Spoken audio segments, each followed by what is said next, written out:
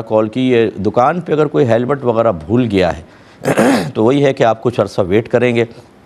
یا آپ کو یقین ہو کہ مالک اس کی تلاش سے مایوس ہو چکا ہے، خود غریب ہیں خود رکھ لیں، ورنہ نامعلوم مالک کی طرف سے صدقہ کر دیں۔ صدقہ کا مطلب کسی آدمی کو دے دیں، کبھی لو استعمال کر لو، کوئی غریب آدمی کو دے دیں۔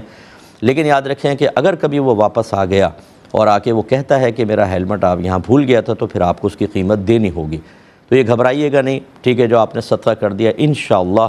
اس کا جو اجر آپ کو آخرت میں ملے گا وہ پہاڑوں کے برابر ہوگا، تو کوئی ڈریے نہیں، نقصان اتنا بڑا نہیں ہوگا۔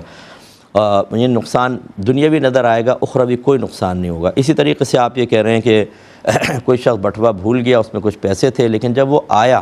تو آپ کو نہیں ملا کہ کہاں رکھا ہوا ہے اور آپ نے منع کر دیا۔ یہ آپ نے غلط کیا، آپ کو کہنا چاہیے تھا کہ بٹوا تو مجھے ملا تھا لیکن یہیں کہ رہ گیا، آپ بتا دیں کتنی اس میں رقم تھی، اس سے حلفیہ بیان لے لیتے، وہ جتنی بتاتا اتنی رقم اس کو آپ کو دینی چاہیے تھی۔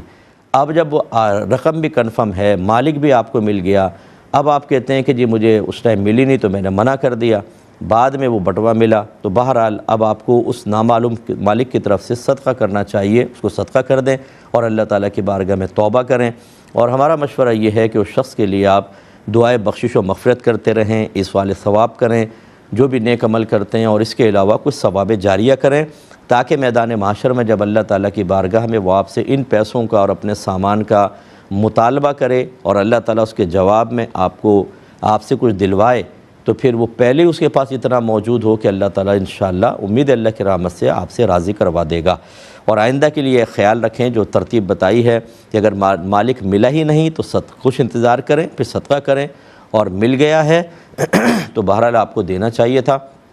آئندہ ایسا نہیں کیجیے گا۔ اللہم صل علی سیدنا محمد